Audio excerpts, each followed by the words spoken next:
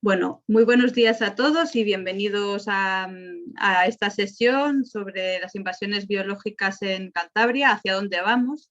Es una pregunta un poco que nos hacíamos porque estamos trabajando muchos y desde hace tiempo con este tema, pero queremos un poco autoevaluarnos, ¿no? y hacerlo con todos vosotros.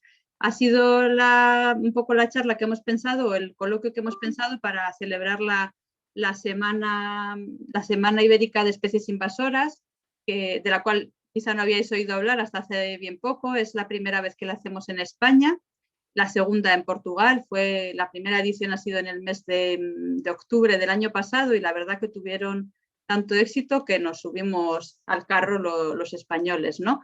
Está organizada por la iniciativa parte de allí, de Portugal. Está organizada por la Red de Estudios de Gestión de Especies Invasoras, Invasoras de Portugal, ¿no? Invasoras.pt, que son también muy activos. Y desde España nos hemos lanzado un poco a la dinamización, pues desde los Live Stop Cortaderia, en el que yo trabajo, y el Live Invasaqua, dedicado principalmente a invasoras acuáticas. Se han organizado, un poco porque lo sepáis, más de 140 actividades online, como ocurre en este caso, también presenciales, acciones de control, pues hay maratones de detección de flora, se están utilizando aplicaciones varias para detectar especies también de fauna. Bueno, la verdad que es digno de ver y la idea es principalmente dar a conocer, ¿no?, el problema que provocan las especies invasoras entre la sociedad en general, ¿no?, y animar a participar. Así que muchas gracias por estar aquí. Bienvenidos todos. Bienvenido especialmente Laura Capdevila, Nacho Clous y Santiago García de Enterría, que son los que nos van a introducir un poquitín en el tema. Y sin más, voy a dar paso y de nuevo la bienvenida a Laura Capdevila. Ella, por si no la conocéis, pues es bióloga. Lleva ya alrededor de 20 años trabajando con especies invasoras. Ha sido asesora en el Consejo de Europa sobre este tema, también para el Ministerio, y bueno, estuvo en la fundación del Grupo de Especialistas de Especies Invasoras, de Invasiones Biológicas, el GEI, y ahora tenemos la suerte de contar con ella en calidad de técnico de medio ambiente en el Ayuntamiento de Ramales de la Victoria, que, como ya sabéis, pues es un ayuntamiento muy vinculado a este problema y que lleva ya desde hace 6 o 8 años trabajando en la detección de especies invasoras en su municipio y actuando en la medida de lo posible. Pero bueno, qué mejor que Laura para contarnos, así que adelante cuando quieras. Hola, buenos días a todos. Lo primero, daros las gracias, la enhorabuena y las gracias a Stop Cortaderia por organizar el evento y por invitarnos, desde luego. Entonces voy a pasar a compartir la pantalla. Espero que todos veáis bien. ¿Bien? ¿Perfecto? Sí, perfecto. Bien. Bien, este ratito que me toca a mí voy a intentar hacer un zoom a las especies exóticas invasoras que tenemos en Cantabria. Pero para comenzar el día, o esta jornada, enmarcar un poquito el tema del que estamos hablando. Entonces, lo mejor es definir qué es una especie exótica invasora. La definición oficial es la que os aparece en la pantalla, que es la que da el Real Decreto 630 del 2013, que dice varios puntos clave. Primero, que es una especie exótica, es decir, una especie alóctona, que no significa que sea tropical, significa simplemente que no es propia del ecosistema en el que se ha introducido. Bien, es una especie exótica que se introduce en un ecosistema o hábitat natural o seminatural. Esta introducción tiene que estar siempre mediada por el ser humano, de una manera o de otra, ¿no? Y que además es un agente de cambio y de amenaza para la diversidad biológica nativa. Entonces, para que una especie exótica sea considerada invasora, tiene que cumplir todos estos puntos, y sobre todo este último, tiene que ser un agente de cambio y de amenaza para la diversidad biológica nativa. Y esto lo puntualizo porque tanto en la península ibérica como en la gran mayoría de los países del mundo, la introducción de especies exóticas es un proceso continuo, constante, y hay muchísimas especies exóticas que se han introducido y muy poquitas de ellas han llegado o se pueden llegar a considerar invasoras. ¿Cómo se produce de forma rápida el proceso de invasión? Bueno, en primer lugar tendríamos especies, por ejemplo, estos puntitos negros que están en un continente concreto y que son trasladadas, por medio de los vectores, son trasladadas a otros sitios donde de forma natural ellas no habrían podido llegar de ninguna manera. Por ejemplo, pues una especie que sea del continente norteamericano y no podría llegar nadando a España. Entonces, pues hay que tener en cuenta siempre esto, que sean especies que hemos introducido o voluntariamente o de forma accidental, pero siempre mediada por agentes humanos. Bien, llegan aquí, llegan a la península ibérica. En la península ibérica, actualmente tenemos el Real Decreto que cité antes, que es el que regula el catálogo de especies invasoras y que cita o tiene registradas unas 200 especies exóticas invasoras, más o menos. Pero desde luego no son todas las que existen en la península ibérica. Los últimos datos que tienen del Life in Basacua, por ejemplo, ya solamente hablando de ecosistemas acuáticos, dan cifras de 306 especies exóticas invasoras constatadas que ya están presentes en nuestro país y que están manifestando este comportamiento invasor, y otras 272 que tienen potencial invasor. ¿Cuáles son los ecosistemas a nivel general que más sufren las invasiones biológicas en nuestro país? Pues sobre todo ecosistemas costeros, también ecosistemas insulares y los ecosistemas acuáticos. Si pasamos ya a Cantabria, si hacemos ya el zoom hacia nuestra comunidad autónoma, con respecto a la flora, los datos oficiales más recientes que hay como tal, pues vienen del catálogo vascular de Cantabria, que es del 2014, en la cual ya se recogían nada más y nada menos que 329 taxones exóticos, de los cuales 125 ya manifestaban o tenían el potencial de manifestar un comportamiento invasor en esta comunidad autónoma, y de hecho son los que se recogieron en el Plan Estratégico Regional, que es del 2017. De estas 125 especies, 24 de ellas están también recogidas en el catálogo de especies invasoras de España. Es decir, son especies que están presentes, pero cuyo comercio, posesión, transporte, etcétera, está prohibido. Si hablamos de la fauna, los números parece como que cambian muchísimo, ¿verdad? Aquí no tenemos un catálogo como tal que recoja toda la fauna que existe o que está inventariada en Cantabria, pero sí se recogen 16 taxones alóctonos exóticos que todos ellos están considerados en el Plan Estratégico Regional y 14 de ellos están en el Real Decreto. Es decir, al igual que la flora, pues serían 14 especies que están presentes en esta comunidad, pero cuya posesión, comercialización, transporte, etcétera, está totalmente prohibida en todo el territorio español. Bien, los números ya ves que difieren mucho. Esto es probable porque todavía falta un poco de conocimiento. Y realmente, si lo pensamos, el conocimiento suele ser inversamente proporcional al tamaño y también inversamente proporcional al movimiento. Por eso es mucho más sencillo, más fácil el saber cuántas especies de flora tenemos en nuestra comunidad con respecto a cuántas especies de fauna. Porque probablemente en este número estamos perdiendo pues varios invertebrados que pues por tamaño probablemente todavía no los vemos. ¿De dónde vienen las especies exóticas invasoras que están presentes en Cantabria? Bueno, el origen, por mayoría absoluta, sobre todo es del continente americano, ya sea Norteamérica, Sudamérica o Centroamérica.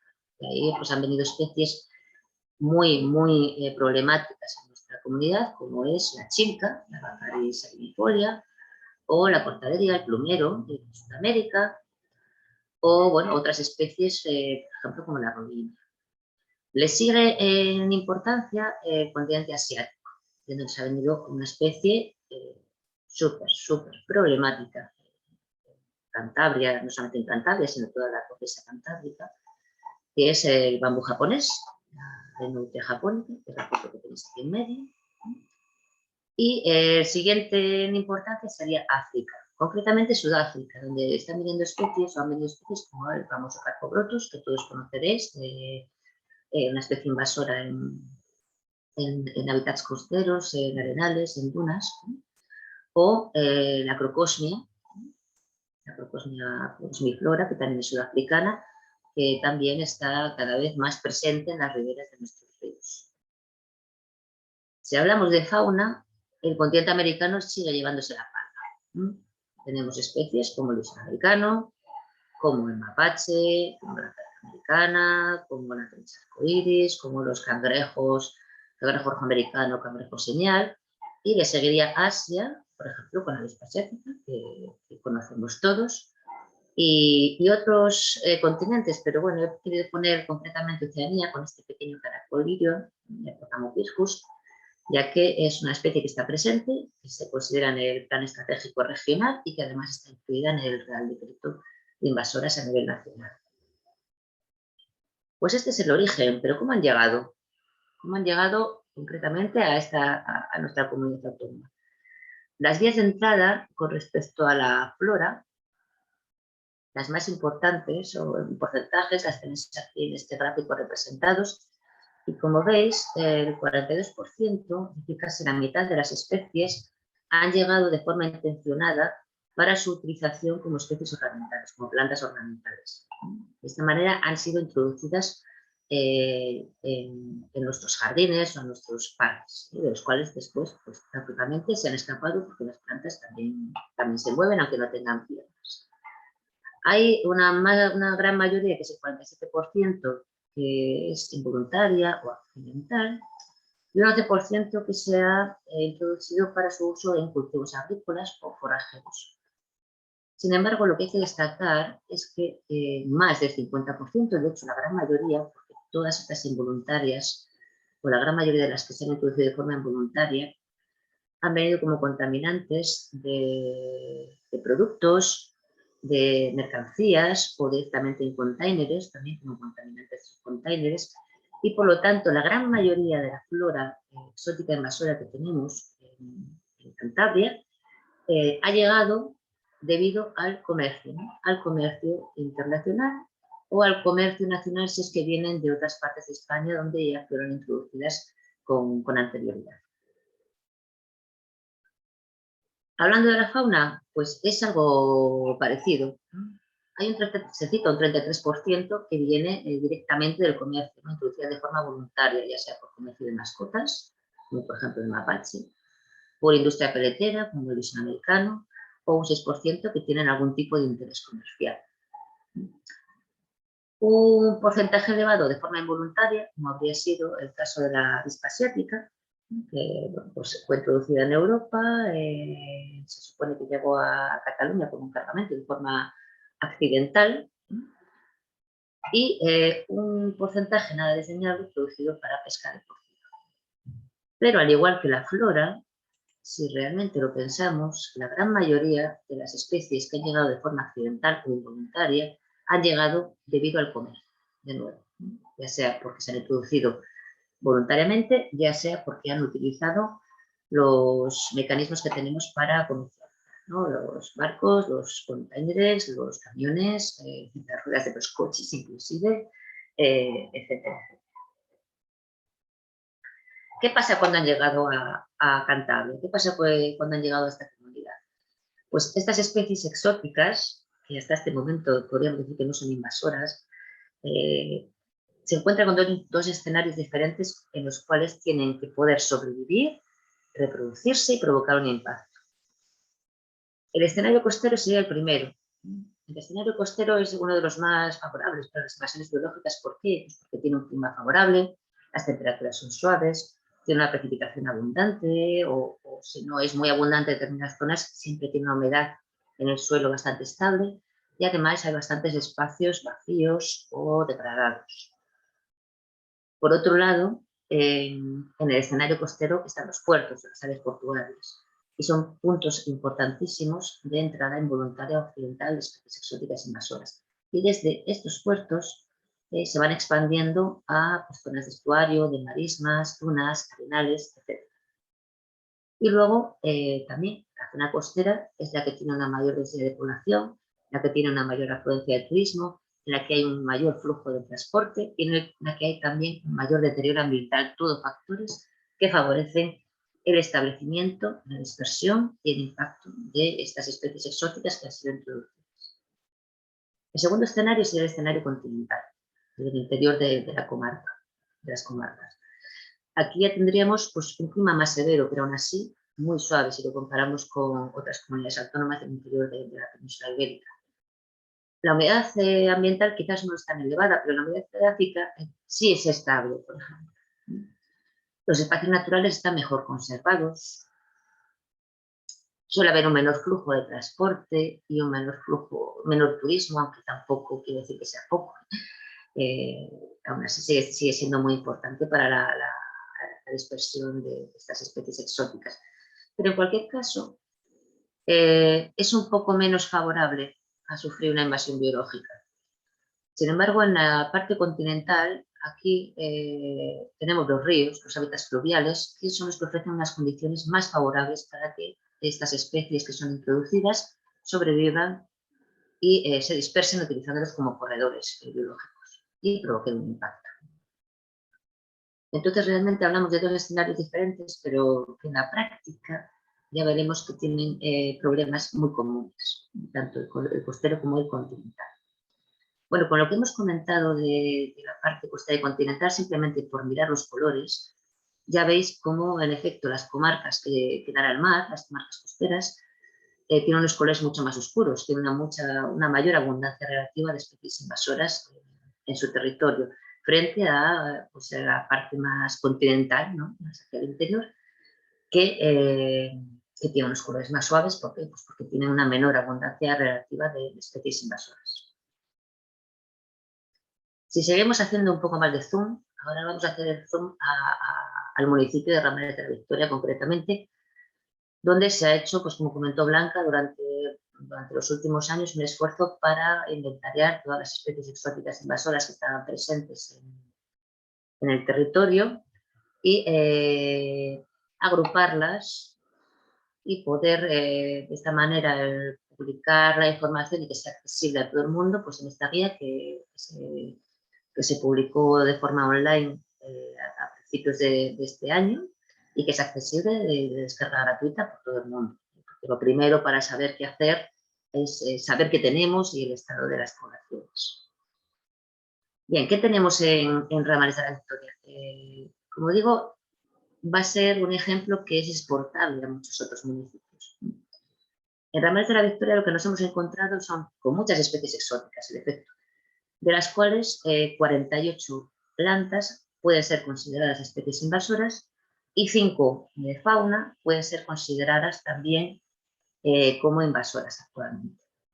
Con respecto a la flora, de estas 48 especies que he comentado, hay 12 que están catalogadas en el Real Decreto 630, en el Catálogo Español de Especies Invasoras, ¿no? Por lo cual podemos pensar a priori que son las que habría que centrar el tiro, ¿no? Centrar el trabajo.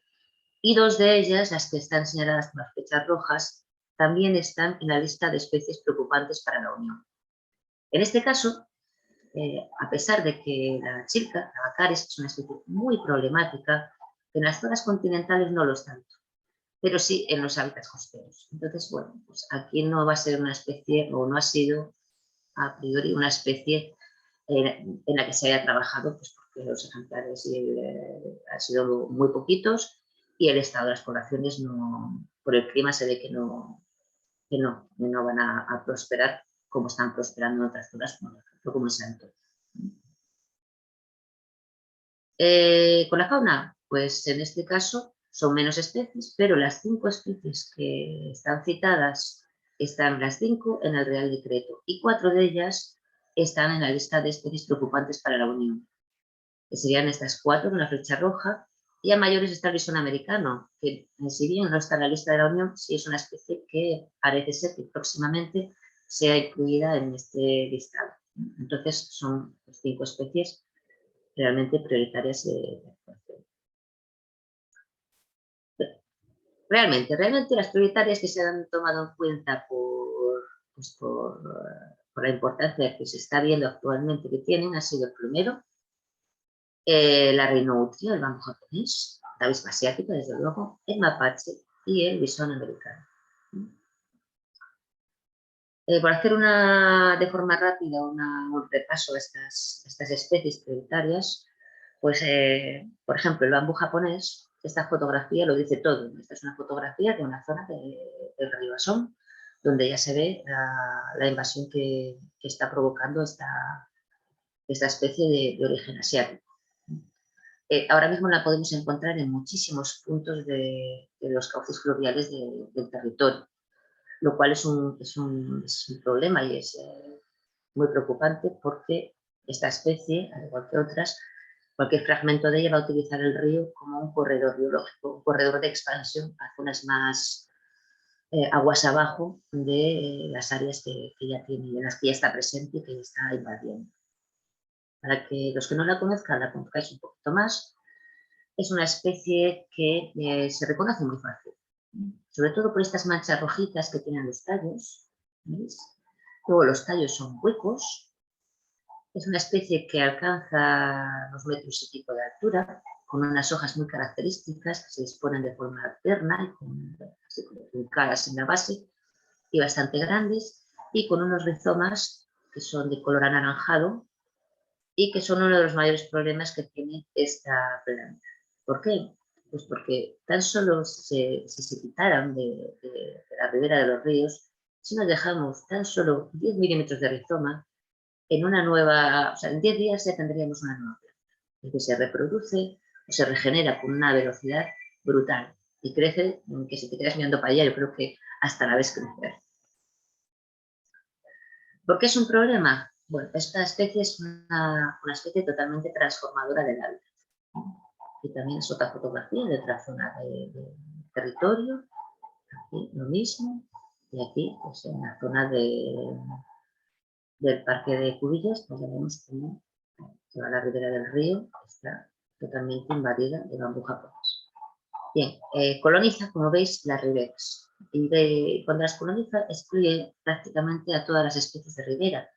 Y esto no solamente tiene un impacto sobre la flora, sino que también tiene un impacto sobre la fauna asociada a la vegetación propia de nuestros cauces fluviales. ¿Por qué? Pues porque no están adaptadas a poder aprovechar esta planta si nos referimos a especies herbívoras. Si hablamos de insectos, pues es lo mismo, no son plantas, no son especies que aprovechen la fauna entomológica que tenemos en el territorio. A mayores es un problema porque desestabiliza las orillas y con al desestabilizarla lo que hace es incrementar el riesgo y el impacto de las inundaciones, que son bastante frecuentes en estas zonas en invierno, primavera. Y a mayores también tiene un elevado coste económico, tanto de forma directa como indirecta. El problema que tiene que generar el bambú japonés a mayores todavía es que es una especie para la que actualmente no se conoce ningún método para poder erradicarla a medio largo plazo. Es una especie en la que está siendo muy estudiada a nivel mundial para encontrar alguna metodología que realmente sea eficaz y hasta la fecha pues no se ha encontrado. Así que en nuestro caso es una especie que no estamos ahora mismo tocando.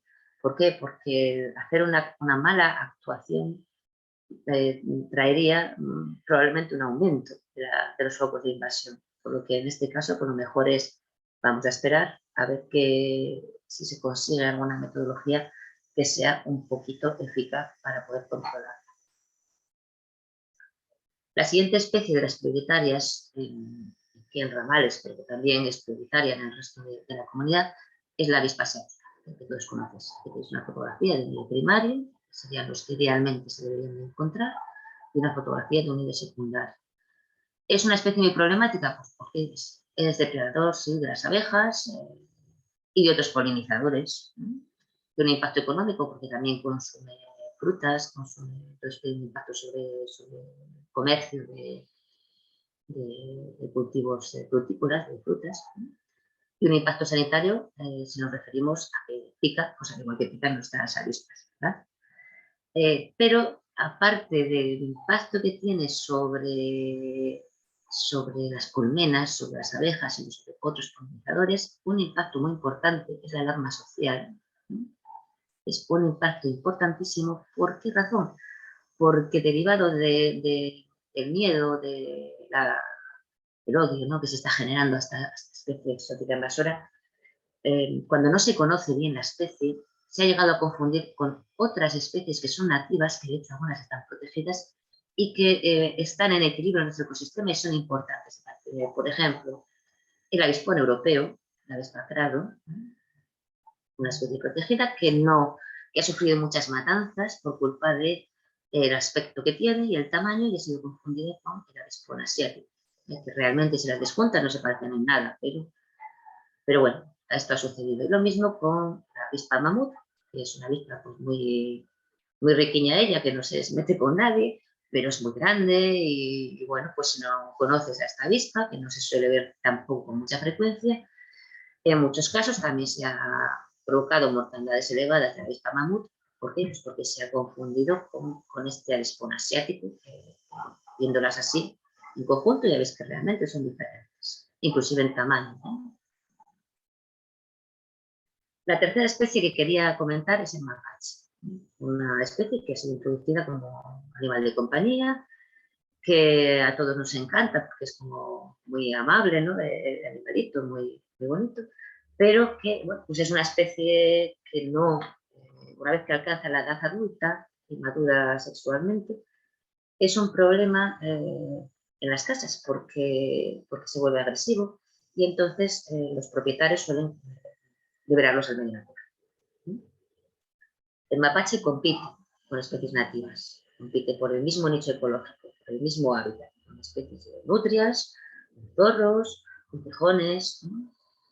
Aparte, es un depredador muy importante de huevos, incluso de adultos y pollitos, de especies de aves que habitan en el suelo, y es portador de diferentes patógenos, como este que veis aquí, el Aedes ascaris, que es un patógeno muy importante para el ser humano y que es una de las enfermedades emergentes en Europa, derivado precisamente de la introducción de esta especie, y portador de otras enfermedades infecciosas, como puede ser, por ejemplo, la rabia.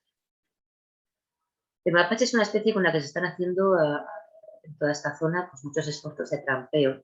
Aún así, pues sigue llegando de zonas próximas y se siguen encontrando ejemplares.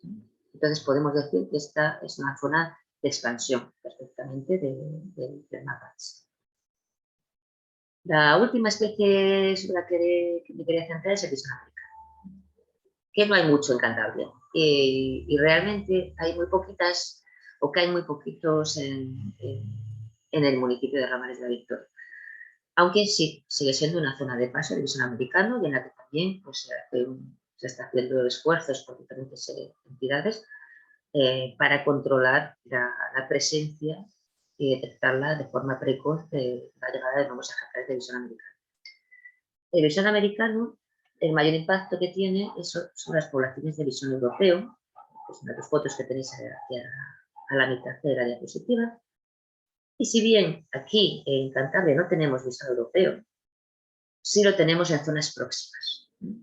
Por lo tanto, el hecho de controlar la especie, el hecho de que no pase de Cantabria, por ejemplo, pues a comunidades autónomas que tienen, bueno, las limítrofes que sí tienen poblaciones de bisón europeo, pues es una responsabilidad y es una obligación. Es una forma de hacer una zona tampón para preservar una especie que está globalmente amenazada de peligro de extinción. De hecho, por poneros algún dato, el bisón americano en los últimos 27 años ha duplicado cada 5 años el área de distribución, el área que tiene invadida. Y según la velocidad de expansión, los expertos en bisón americano sí que atribuyen o dan el número de que proliferará la gran mayoría de la península ibérica, si no se hace nada, en unos 10 o 20 años. Aparte del impacto que provoca sobre el bisón europeo, que es uno o es el mayor factor de extinción del bisón europeo en el territorio de la península ibérica, también tiene impacto sobre otras especies amenazadas, como es el desván o, por ejemplo, el pez espinoso. Bien, ¿qué podemos hacer con todo este problema? ¿Qué opciones de gestión tenemos? Hay muchas opciones de gestión que pasan desde no hacer nada, ya sea porque no sabemos qué hacer, ya sea porque no tenemos los medios económicos, materiales o de personal que se necesitan, o ya sea porque son especies de baja prioridad, lo ideal que sería prevenir la llegada de nuevas especies exóticas invasoras en aquellas zonas en las que no está presente. Por ejemplo, si hablamos de ramas de la Victoria, pues aunque haya citas de Coipú, que es esta fotografía que tenéis aquí, ahora mismo no podemos decir que esté presente, pero sí está presente en el País Vasco, por lo cual podría llegar. Entonces hay que prevenir que llegue y se llegue a dar la alerta temprana. La siguiente forma de gestión pues es el control. El control no elimina el problema, pero lo mantiene o lo puede llegar a mantener a unos niveles que sean asumibles. Y es una opción siempre y cuando no se pueda erradicar completamente la especie. El gran problema es que la erradicación, que tras la prevención sería la opción la mejor opción que tendríamos, es que hay que hacerlo al principio, que si no, en muchos casos es prácticamente imposible.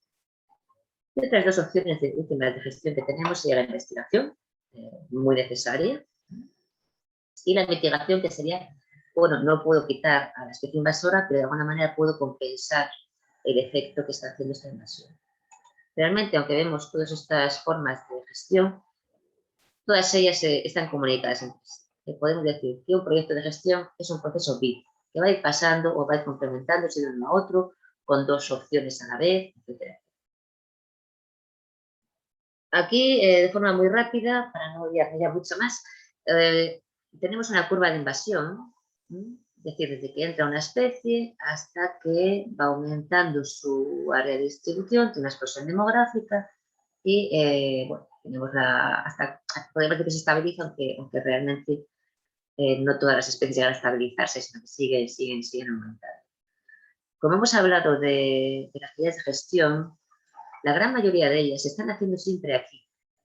Aquí es cuando las actuaciones son prácticamente ineficaces. Se necesitan muchísimos recursos, mucho dinero, mucho esfuerzo, el impacto que las propias acciones de control pueden tener sobre el medio es elevado. Y entonces, realmente las actuaciones hay que hacerlas aquí.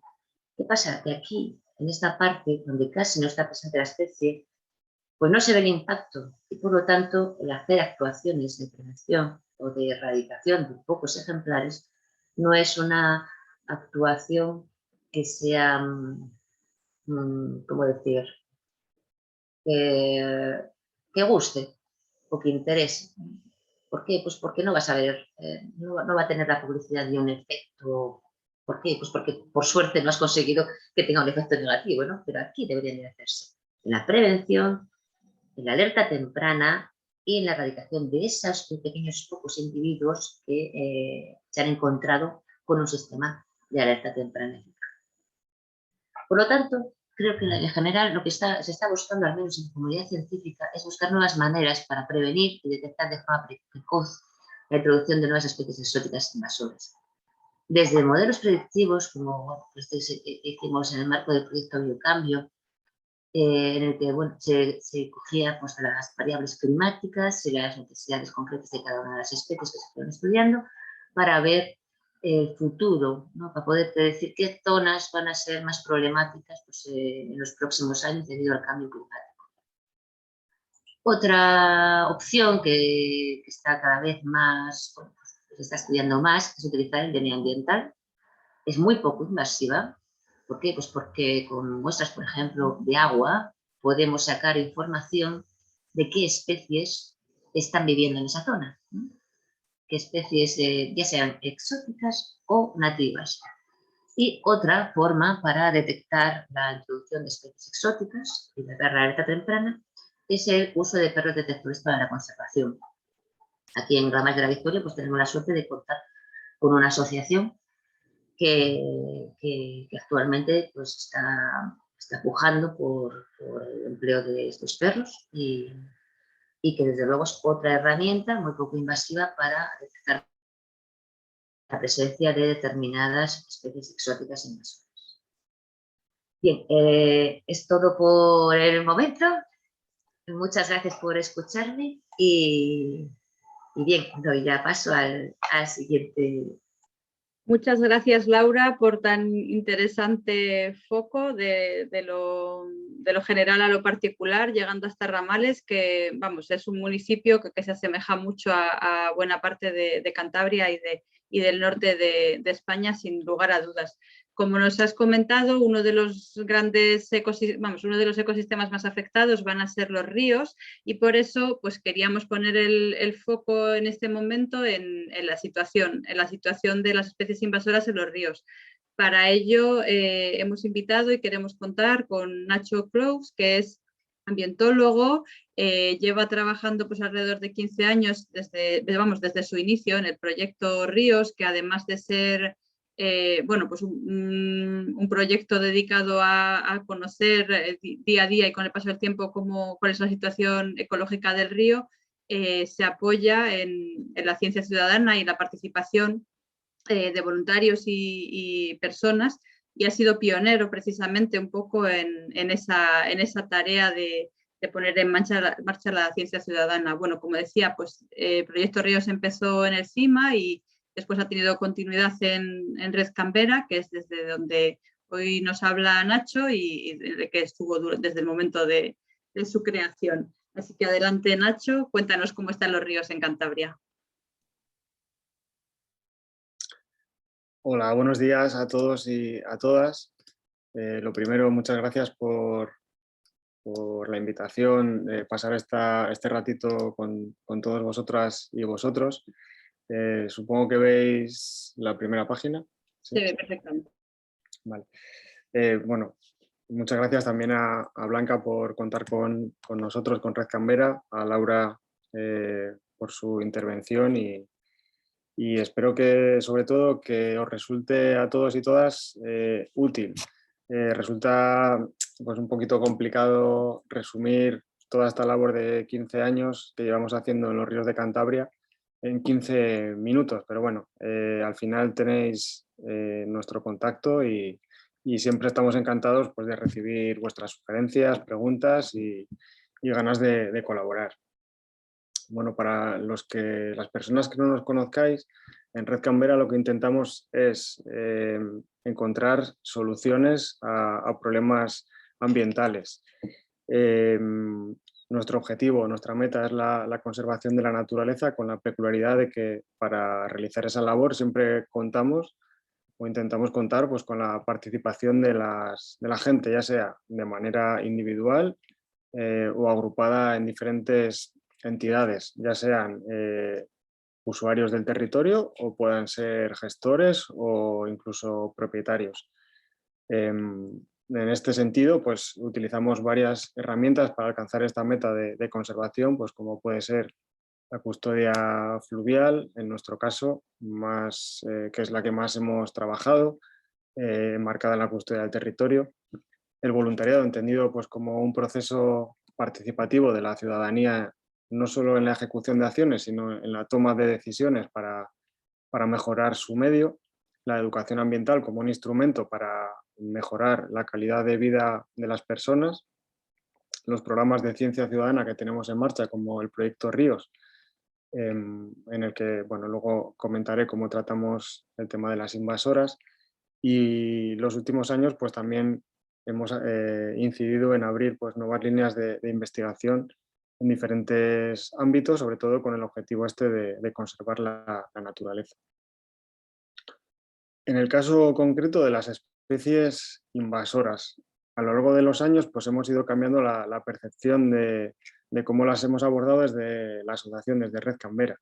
Entonces, al principio pues, nos dábamos cuenta de que en la sociedad pues, mucha gente ni siquiera conocía la existencia de una problemática que gira alrededor de las especies exóticas invasoras. Pues para las personas que colaboramos o trabajamos en temas ambientales, es algo muy frecuente, es uno de los mayores problemas, lo tenemos muy interiorizado, pero para la ciudadanía en general pues no supone un problema ni siquiera, salvo casos puntuales. Entonces, lo primero que pensamos es siempre pues, dar a conocer esta problemática, saber o dar a conocer pues, que existe una serie de especies que están originando problemas serios en la biodiversidad y en la pérdida de la misma. A través sobre todo de Proyecto Ríos, es un programa de ciencia ciudadana en el que grupos de personas voluntarias seleccionan un tramo de río en el que obtienen mucha información, pues una de las cosas donde nos centramos es en el diagnóstico de las especies exóticas invasoras, tanto de flora como de fauna, que allí existen. Entonces, pues tanto en los programas formativos derivados de Proyecto Ríos, como en otras acciones que se realizan en este marco, pues lo que a lo largo de todo este tiempo, de 15 años, en primavera, en otoño, en muchos puntos de Cantabria, lo que vamos generando poquito a poco es una gran base de datos con información muy interesante de especies exóticas invasoras. Y como último paso, después de sensibilizar, dar a conocer el problema, contribuir al diagnóstico, pues desde Red Canberra iniciamos acciones encaminadas pues, tanto al control como a la eliminación o intento de erradicación de algunas especies exóticas invasoras, siempre contando pues, que somos una ONG, que tenemos los medios que tenemos y que resulta muy difícil, como decía Laura ahora mismo, pues llegar a erradicarlas. Sí que en los últimos años estamos incidiendo en esa última gráfica que ponía Laura, se veía al inicio dónde actuar, ¿no? en la prevención, pues sí que en los últimos años, como luego os pondré algunos ejemplos, sí que estamos incidiendo en la prevención, en detectar la vía de entrada de ciertas especies y dar esa voz de alerta para que se tomen medidas oportunas. En los ríos, en los ecosistemas fluviales, nosotros siempre que actuamos lo hacemos basados principalmente en cuatro áreas. Por una parte es la información que los voluntarios y voluntarias obtienen en sus tramos de río. Ya os digo que durante casi 15 años pues, el volumen de información es brutal y tenemos una información muy precisa, geolocalizada, de dónde están, pues, en el caso de invasoras, pues, especies y poblaciones que aparecen, nuevas que no se han detectado y que los voluntarios y voluntarias detectan, y que nos sirve como ese suministro de información constante para aportar más información sobre este asunto. Uno de los impactos derivados del cambio climático es la proliferación tanto de número como de poblaciones de especies invasoras, y en ese sentido, pues, en casos de adaptación al cambio climático, pues nos parece interesante también que la contribución en este caso de la prevención o control de especies invasoras, pues pueda servir de medida de adaptación. También contamos, lógicamente, con pues, todos los planes de gestión de las zonas de especial conservación, los tenemos en cuenta para decidir dónde actuar, y en base a ellos definimos una serie de áreas donde tratamos de firmar acuerdos de custodia fluvial. Por ejemplo, uno de los últimos acuerdos que hemos firmado precisamente ha sido con el Ayuntamiento de Ramales, y bueno, donde Laura pues, tiene mucho que ver y que decir. Donde confluyen toda esa información generada, planes de gestión, la información de las personas que nos suministran a través de Proyectos Ríos, los diferentes instrumentos de adaptación y toda la filosofía de los acuerdos de custodia fluvial. En ese punto es lo que llamamos adopción de ríos. Adopción de ríos son iniciativas de custodia cuyo objetivo es mejorar un tramo de cualquier curso fluvial, tanto del propio cauce como de su entorno, con el objetivo de la conservación, y en el que confluyen pues, también diferentes actores, como puede ser pues, un gestor municipal, como puede ser el ayuntamiento, diferentes entidades conservacionistas que operen en aquel territorio, asociaciones vecinales y otros. Toda esta filosofía la podéis descargar y consultar en el manual de adopción de ríos que tenemos en nuestra página web, y donde se habla de aquellas acciones pues, dedicadas a la gestión de especies exóticas invasoras. Os quería poner algunos ejemplos de casos que hemos trabajado en Red Canberra, desde la sensibilización hasta la acción y la investigación, durante todos estos años. Espero, bueno, que es eso, que los tenéis con más detalle en nuestra página web, y os animo a consultarlos, porque aquí solo voy a dar unos titulares muy rápidos. En cuanto a la sensibilización, pues como decía al principio, pues nuestro objetivo era dar a conocer que existe una problemática derivada de las especies exóticas invasoras, y bueno, hemos diseñado hace años una pequeña guía, un desplegable sobre las especies exóticas e invasoras más frecuentes en nuestros ríos y riberas. Hace años también tuvimos un proyecto piloto en varios ayuntamientos de Cantabria, en el que trabajábamos pues, la sensibilización con aquellas personas, pues, con cuadrillas, con grupos de equipos de mantenimiento que gestionan su territorio. Habíamos detectado que no siempre lo hacían de la manera más eficaz posible. A veces habíamos visto que pues, segaban una zona o desbrozaban un área, y como las invasoras son tan bonitas, ¿no? Las flores invasoras tan bonitas, pues las dejaban allí, y después aquello se convertía en un corredor perfecto para que se propagara. Entonces, bueno, definimos una serie de materiales también para dar a conocer esta problemática, y realizar pues, diferentes acciones, sobre todo formativas, dirigidas a mejorar esa gestión del territorio. El último material que hemos diseñado esta primavera, dado que uno de los impactos del cambio climático es el aumento de la colonización de muchas especies vegetales alóctonas en Europa, pues en colaboración con Observado, es una plataforma virtual en la que la ciudadanía puede subir sus observaciones. Nos resulta muy útil pues, animar a la gente, tanto que participa en nuestros proyectos, como los voluntarios y voluntarias de Proyectos Ríos, como cualquier persona a título individual que le guste salir al monte, o que viva tanto en la ciudad como en un pueblo, pues que recoja citas, que se fije, sobre todo que ponga sus ojos en los cambios que se producen en la naturaleza, para darnos cuenta de ellos y poder luego tomar decisiones en base a esas transformaciones que se están produciendo, en este caso derivadas del cambio climático. Hace años, bueno, tanto los voluntarios de Proyectos Ríos como diferentes entidades, pues intentamos eso, que a través de programas formativos pues puedan darse cuenta de esta problemática de las especies exóticas invasoras, tanto de plantas como de animales, para definir nuevas metodologías o nuevos instrumentos de gestionar su territorio.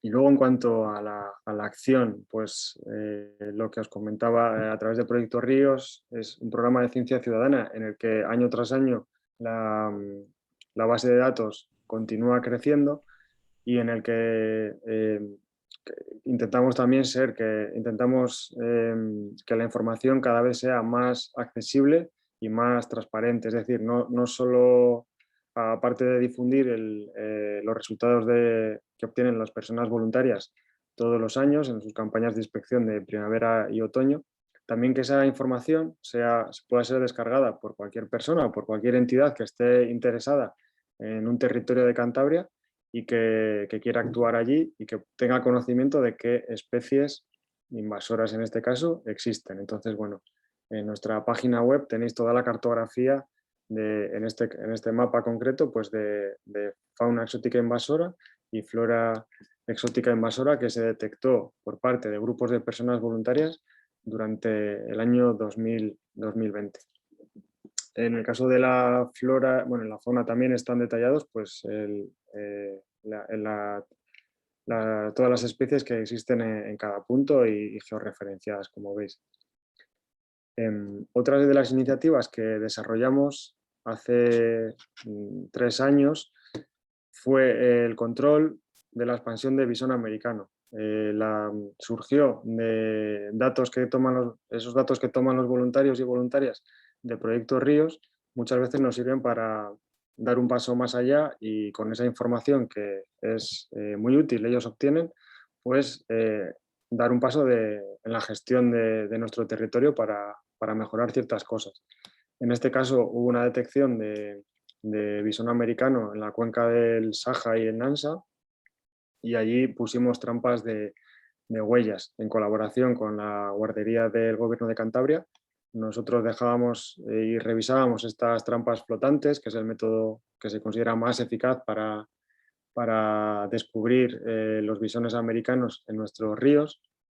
Y en el caso de que se revisaban cada semana, debajo del túnel de madera hay un cajón de arcilla en el que el bisón, si entra, pues deja sus huellas. En el caso de que eso sucediera, pues la guardería solo tiene que ir a meter en ese túnel de madera pues una jaula para tratar de capturarlos. Se hizo en el Saja y en el Nansa, y al año siguiente, en 2019, se hizo en el Pas y en la Magdalena, desde la confluencia, pues unos 10 kilómetros, creo, a aguas arriba de cada río, porque había allí citas de bisón americano. En este caso no se pilló ninguno. Otra de las cosas que hacemos a través de custodia fluvial, de proyectos de custodia fluvial, pues es en sitios muy concretos, siempre con mucha precaución, un poco en base a lo que decía Laura en su intervención, en sitios donde podamos intervenir y la intervención sea realmente eficaz, pues llevamos a cabo diferentes acciones de control, de eliminación y posterior seguimiento de estas invasoras. Lo que solemos hacer es eliminarlas y luego de inmediato pues plantar bosque de ribera con especies autóctonas, que en muchos casos ha demostrado pues, que es el método más eficaz, no dejar el terreno baldío, sino sustituirlo, dar sombra rápida a través de una buena densidad de bosque de ribera autóctono. Siempre ya os digo que insisto en eso, en que son en sitios pequeños, muy localizados y evidentemente en ramales donde hemos estado visitando esas áreas de bambú japonés, pues ahí tiramos la toalla esperando que pronto se descubra algún método eficaz. Y finalmente, durante 2020 y este año, estamos desarrollando un proyecto también que ni flora ni fauna, sino de un hongo en el Besal. Es un hongo invasor procedente de Asia que se descubrió su entrada en Europa en Holanda, cuando toda la población de salamandras del país apareció muerta. Lo que hemos definido en 5 puntos de la cordillera cantábrica es un sistema de alerta temprana. Por una parte, nosotros visitamos ciertas zonas para identificar, haciendo una serie de muestreos en anfibios, sobre todo salamandras y tritones. Hacemos un muestreo para identificar si ha llegado ese hongo a estas poblaciones o no. Y por otra parte, es un proyecto en el que la ciudadanía puede colaborar también a través de una aplicación móvil, a través de Besaler App. La gente pues, a la que le gusta la naturaleza, a la que sube las montañas, puede encontrarse con cualquier población de anfibios, sobre todo en esta época, y si ve pues, afecciones como pues, úlceras o heridas en ciertos anfibios, lo puede comunicar. Es eso, incidir sobre todo en el control o en esa alerta temprana ante la entrada de estas nuevas enfermedades emergentes en anfibios. Y nada más, espero no haberme pasado mucho de tiempo. Muchas gracias una vez más a los organizadores y nada más. Muchas gracias, Nacho. La verdad que 15 años de trabajo dan para mucho y contar con la participación de montañas de voluntarios. Creo que no has dicho cuántos, pero sabemos que son muchos. Pues eso, da para un buen rato. lo has explicado fenomenal. Hemos visto también igual durante estos últimos años que la sensibilización sobre las especies invasoras va aumentando, ¿no? En cierta medida. Y hoy en día ya dentro en Cantabria es difícil encontrar a alguien que cuando ve una foto de un plumero no lo considere algo desagradable, ¿no? O problemático. Y eso es gracias un poco a la labor que hemos ido haciendo de sensibilización a lo largo de los años y últimamente pues también al proyecto Life Stop Cortaderia en el que estamos trabajando. Para ello hemos traído también pues, hoy a Santiago García de Enterría, que es el coordinador precisamente de este proyecto LIFE, trabaja en la asociación Amica y bueno, queríamos un poco que nos contara cómo de esa grandísima invasión que teníamos o que tenemos de plumero, cómo podemos pasar de lo imposible a lo factible. Así que adelante, Santiago. Bueno, perdón, antes de que adelantes, chicos, todos los oyentes ir pensando preguntas porque en cuanto acabe Santi abrimos micros para vosotros. Muchas gracias, Blanca. Voy a ir muy rápido porque andamos mal de tiempo, como siempre suele pasar. El título de lo imposible a lo factible es un poco optimista de momento. Estamos empezando la batalla contra el plumero. Bueno, empezando no, ya llevamos varios años, pero es una batalla de largo aliento. Queda mucho para que realmente podamos hablar de una empresa factible. Yo os voy a contar un poco el proyecto Life Stop Cortaderia que estamos realizando ahora mismo, sus principales líneas de trabajo y sus principales ejes. Es un proyecto que se basa, ahí tenéis fotografías de nuestros trabajadores en diferentes ambientes. Es un proyecto que se basa un poco en el marco legal que nos teníamos al inicio, que venía tanto de una estrategia nacional como de una estrategia autonómica.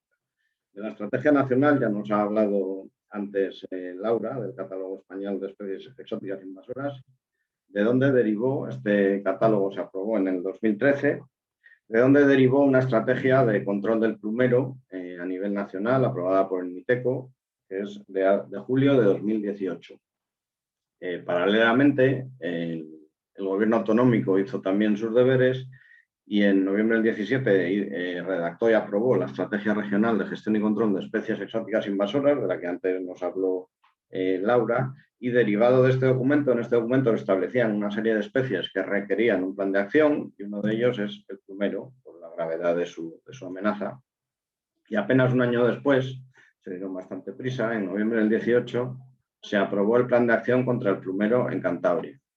El proyecto LIFE que estamos ahora desarrollando está basado en este plan de acción. Es un poco trasladar la planificación ya existente en forma de proyecto LIFE, añadiendo además otras acciones. Como vamos a ver ahora. Bueno, el plan de acción contra el plumero en Cantabria establecía, aparte de describir la especie, sus requerimientos ecológicos, etcétera, un diagnóstico de la situación, mapeando la distribución del plumero en Cantabria, estableció unos objetivos a corto, medio y largo plazo, unas líneas de acción y unos métodos de gestión. Todo esto es más o menos lo que voy a contar ahora, pero en forma de proyecto. Este diagnóstico establecía la presencia de plumero, identificaba en 83 municipios de los 102 de la región. Es decir, había 19, sobre todo en Líbano y Campó, que están libres de plumero, aunque a veces aparece algún ejemplar que rápidamente tenemos que eliminar. Hay 18 municipios con elementos aislados, 22 con ya pequeños grupos, 12 municipios con una presencia más continua y 31 municipios, sobre todo en torno a la Bahía de Santander y hacia el oriente costero, con grandes masas continuas. El plan también identificaba la importancia de las infraestructuras de transporte y de los vientos predominantes para su dispersión. En el caso de los vientos se incide mucho en el viento sur. El plumero florece a final de verano, en septiembre-octubre es cuando las semillas están en la pluma y cuando se dispersan por el viento. En esa época es muy habitual en Cantabria el viento sur y por eso hay una invasión en sentido o han detectado una invasión en sentido sureste-noroeste, hacia acá, ¿vale? Por eso se zonificó de esta manera la región. Los municipios que veis en azul están libres, teóricamente, de plumero. Los que veis en verde tienen una distribución dispersa, aislada, perdón, o sea, son pequeños plumeros, no llegan ni a formar casi plumerales. Los amarillos ya son plumerales dispersos, los naranjas, grandes masas continuas, y el rojo es la zona densa de la gran masa continua. El plan de acción contra el plumero, aprobado a un horizonte de 10 años, establecía 4 fases. Una fase A, que es esta que veis aquí, eliminarlo de esta zona donde ya no existe, vamos, controlarlo para que no entre, y eliminar los espacios naturales, los costeros y de aquí. Una fase B, que además añade estos municipios, los verdes. Una fase C, que ya incluso se atreve a los costeros. Y una fase D final, en la que eliminaría el plumero de toda la zona azul y verde. La naranja, ni siquiera, tras 10 años de trabajo, ni siquiera se podría eliminar de ahí, es lo que se estimó en su momento en el plan de acción. Nosotros cogimos esta planificación y la adaptamos un poco a Proyecto LIFE y hemos hecho, o estamos haciendo, aproximadamente la fase A y B más parte de la C. Es decir, una línea más o menos por ahí, por donde va esa, aproximadamente, ahora la veremos con más detalle, de ahí hacia el sur. Debería quedar eliminado el plumero al acabar el proyecto, y además los espacios naturales costeros. Sin embargo, en esta zona de aquí no entramos, en la verde densa todavía no. Es una aceleración de los plazos, porque esto estaba previsto hacerlo en 8 años, nosotros lo vamos a intentar hacerlo en 4, ¿vale? Pero ya os digo, claro, al acabar el proyecto, pues hay zonas en las que ni siquiera vamos a trabajar. Toda esa zona verde y marrón de ahí, ni siquiera vamos a trabajar. El proyecto, bueno, empezó en octubre de 2018 y acabará en septiembre de 2022. Nos queda todavía pues casi año y medio. Tiene un presupuesto de 3,5 millones de euros, un poco más, siendo la Comisión Europea, en tanto que es un proyecto LIFE, que es el Fondo Europeo para el Medio Ambiente, el principal financiador, con el 50%, el Gobierno de Cantabria con el 33%, quien más colabora. Además, los socios también aportamos. Y hay otros cofinanciadores menores, como son la Xunta de Galicia, el Ayuntamiento de Santander, y empresas privadas como Astander, Solvay y Viesgo. El coordinador del proyecto es AMICA, que es la asociación a la que yo pertenezco, y son socios AMPRO, SERCA, Seoverlife y 2 socios en Portugal, la Cámara Municipal de Vilanova de Gaia y el Instituto Politécnico de Coimbra. El proyecto tiene un doble objetivo, es lo que llamamos un poco el alma del proyecto. AMICA, AMPROS y SERCA son 3 entidades que nos dedicamos a la inclusión de las personas con discapacidad. Y en este proyecto lo hacemos mediante su trabajo. Cada una de estas entidades, AMICA, AMPROS y SERCA, aporta un equipo de 6 personas con discapacidad, que son las que físicamente están quitando el plumero durante los 4 años de duración del proyecto. Estas casi 20 personas son totalmente profesionales, es decir, tienen discapacidad, pero no es esto un proyecto ocupacional en el que se trata de que ocupen el tiempo haciendo algo activo, no. Esto es un proyecto de medio ambiente en el que hay que ofrecer unos resultados, pero que además le hacemos con personas con discapacidad, que estamos luchando contra el estigma que tienen para su incorporación al mercado laboral, pero están formados para hacer el trabajo y su trabajo es totalmente profesional. El proyecto se planteó en todo el arco atlántico, desde Nantes, bueno, más abajo, de La Rochera hasta Lisboa, más o menos. Sin embargo, justo cuando íbamos a presentar, pues el socio francés decidió no presentarse. Entonces, en Francia estamos actuando con menor intensidad. A lo largo de todo este eje hacemos, sobre todo, actividades de planificación y de difusión. Hemos redactado una estrategia para que se adhieran entidades de todo este arco atlántico, en la que indicamos los criterios principales para erradicar el plumero. Además, hemos redactado un manual de contenido más práctico, dirigido pues, ya a los equipos que físicamente quitan el plumero, las diferentes metodologías que hay y los rendimientos de cada una, cuándo aplicar cada una, etcétera. Y ambos documentos, la estrategia y el manual, lo hemos enviado a 1.200 agentes de todo este arco atlántico. Están traducidos a portugués, francés, español e inglés y lo han recibido pues ayuntamientos, asociaciones, etcétera, que se adhieren a esta estrategia. Lo que se trata un poco es de dinamizar la lucha, porque es un problema que todos sabemos que existe, pero que no está tan claro cómo afrontar la lucha contra él y activar a los agentes necesarios. Bueno, además de esta estrategia y del manual, pues también hacemos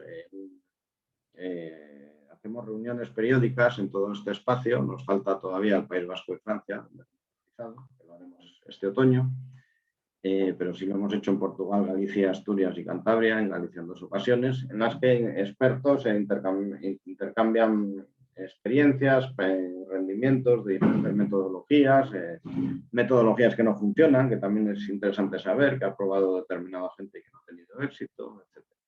¿Vale? Entonces, todo esto, además la difusión, también la hacemos a nivel de arco atlántico. Hacemos también capacitación de actores clave. Hemos formado ya, a pesar de que pone ahí 300, que era el objetivo, a cerca de 500 personas que no pertenecen al ámbito de la biodiversidad, pero que su trabajo tiene repercusiones en la expansión del plumero. Gestores de carreteras, gestores de canteras, ganaderos, etc. ¿Vale? Ya a nivel de Cantabria, lo que estamos haciendo en la erradicación contra el plumero, como os he indicado antes, basándonos en el plan, son 2 ejes. Más o menos al sur de esa línea que veis ahí es la erradicación de puntos aislados y dispersos y además los espacios naturales costeros.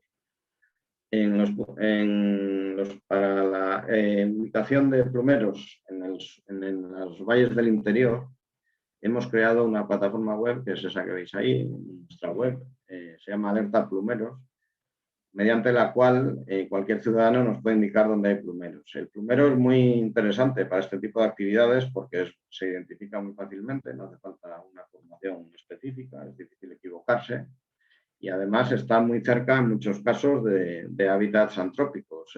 Entonces, la colaboración ciudadana aquí puede ser muy, muy eficiente. Esto es la idea que tuvimos y esto es lo que efectivamente estamos comprobando. Tenemos ya más de 2.000 citas en Alerta Plumeros de ciudadanos. De ellos hemos revisado, bueno, esos son datos de hace 3 semanas o así, pero bueno, pueden valer, de en torno a 1.600 revisados. De ellos, nuestras cuadrillas ya han ido a 1.167 puntos que han eliminado. Estos puntos a veces es un plumero o a veces es un plumeral bastante ya grande, depende, son variables, ¿vale? Nos quedan pendientes unos 145. Hay unos 50 que no podemos hacer porque son esos rojos que están en taludes verticales que hemos pasado a las administraciones gestores de carreteras para que se ocupen de ellos y además hemos hecho visitas a otros que no había realmente. La idea es un poco al sur de esa línea azul, como he dicho, donde son ejemplares aislados y dispersos que no haya ninguno. Es decir, poner coto a la invasión, controlarla, ponerla bajo control. Antes de plantearnos en la erradicación, controlarla. La idea es ir de fuera a adentro, es decir, de donde hay poco, aquí, donde está aislado, de donde todavía no forma grandes masas, a donde hay mucho, porque si yo entro directamente a la bahía de Santander a quitar plumero, pues puedo estar aquí 3 años con mis 3 cuadrillas y palas excavadoras quitando plumero, pero al acabar los 3 años se me va a haber extendido por todos estos valles. Entonces, ahora, y recordando un poco la curva que puso antes Laura, ahora nos interesa mucho entrar en zonas donde todavía no forma grandes masas, es muy rentable en términos económicos y de superficie que ganamos libre de plumero, antes de que se expanda. Por eso seguimos este método.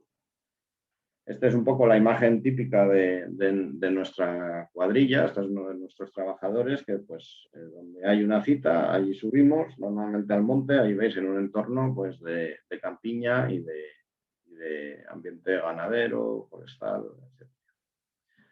Al mismo tiempo, en los espacios naturales costeros, en toda la red Natura 2000 costera, estamos eliminando con otras 2 cuadrillas con apoyos de palas excavadoras. Ahí tenéis el río Agüera, por ejemplo, es el viaducto de Oriñón. Hemos eliminado todas esas manchas amarillas, eran plumerales que ya no existen. Además, aquí falta una, todo esto también lo hemos eliminado, todo se limpia.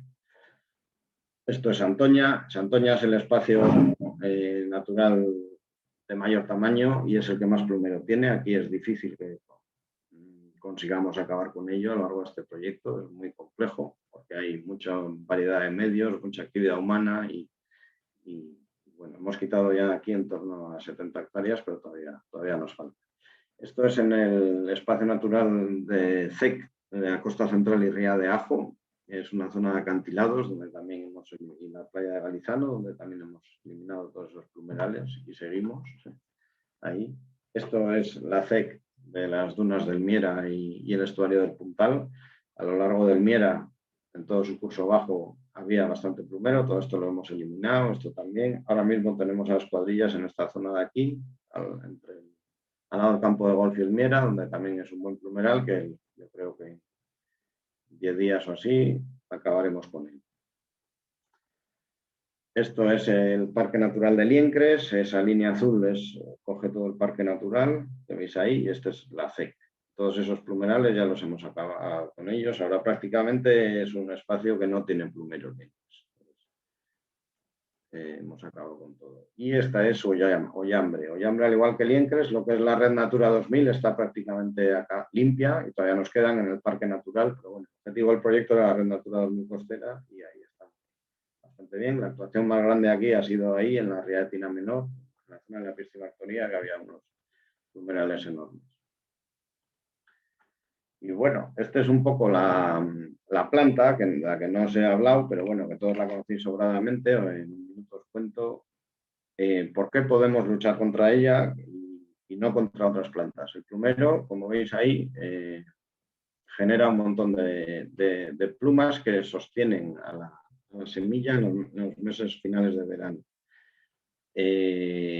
El potencial reproductor del plumero es enorme por semilla. Este plumero es muy grande, está en una zona con buen suelo. Normalmente cada plumero genera unas 10 plumas, este ha generado más. Y normalmente cada pluma tiene en torno a 100.000 semillas. Es decir, cada plumero genera en torno a 1 millón de semillas. Este en concreto más. Semillas que están preparadas para que el viento las desplace y colonice nuevas zonas. Este potencial enorme lo podemos controlar por una razón muy sencilla que no sucede con la falopia o con procosmia o con otras plantas, y es que no hay reproducción vegetativa. Es decir, podemos trozos de hojas, de tallos, etcétera, si las dejas en el terreno, de ahí no surge una nueva planta, solo hay reproducción sexual. Y esta arma es lo que nos permite controlarlo. ¿Vale? Siguiendo el criterio geográfico que he dicho antes, de fuera a adentro, y otros criterios que son la restauración, que también lo ha dicho antes Nacho, de todos los suelos. El plumero en concreto es muy eficaz en suelos pobres y muy erosionados. Entonces, siempre que quitamos plumero, siempre, si podemos, añadimos materia orgánica al suelo, sembramos y plantamos. Eso está favoreciendo a la vegetación autóctona y poniéndoselo difícil al plumero. La siguiente cuestión muy importante es volver a todos los sitios. Una vez que quitas plumero, yo puedo llegar ahora ahí y quitar ese plumero, pero la semilla que ha soltado el otoño pasado está en el suelo. Es decir, hay que volver ahí porque va a haber rebrotes seguro, aparte de que yo me puedo haber dejado algún plumero sin eliminar, pero hay semillas en el suelo que van a brotar. Entonces, a cada ubicación hay que volver 2 y 3 veces. La semilla es otra de las partes del proyecto que están investigando en Portugal. No dura mucho, es otra ventaja que tenemos. Es viable en su mayor parte, solo dura 1 año y hay un porcentaje menor que dura más tiempo, 2 años. Bueno, pues con estos mimbres llevamos esos datos. En Ollambre unas 60 hectáreas, en Santoña unas 66, 61 en Liencres, 2 en Miera, 10 en Enagüera y casi 5 ya en la costa central. En total 205 hectáreas de plumero eliminado y en la que se ha restaurado el suelo. Hemos quitado además flores. Cuando llega el otoño es muy rentable quitar flores para por lo menos controlar la invasión, que no aumente, porque vas mucho más rápido quitando flores que arrancando la planta. En 21 hectáreas. Hemos hecho desbroces también para no permitir la floración en 55 y hemos repasado 255. Como veis, hemos repasado más de lo que hemos quitado. Esto es porque ya hemos ido más de 2 veces a muchos sitios. Bueno, el proyecto tiene una web que os animo que ahí contamos todo, lo que estamos haciendo. Tenemos además Twitter, Instagram y Facebook bastante activos. Os animo a que nos sigáis. Y ahora os he preparado un poco una pequeña sucesión de fotografías con el antes y después, de cómo estaba el terreno antes de nuestra actuación y cómo estaba después. Ahí tenéis una de las cuadrillas, eliminando plumero. Cómo se respeta la vegetación autóctona, se elimina solo el plumero.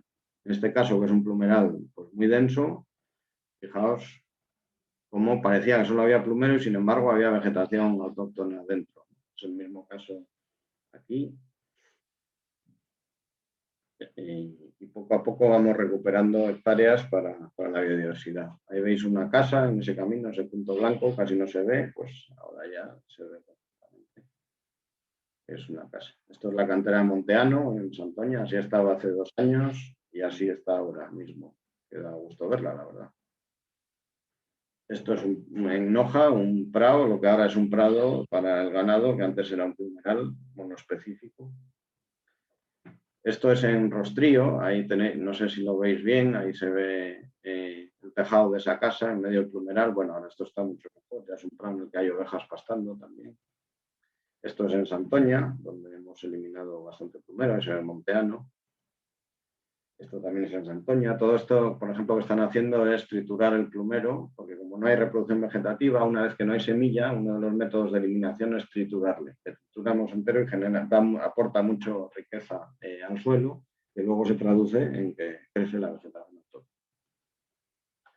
Y bueno, para ir de lo posible a lo factible, pues ¿qué ha pasado?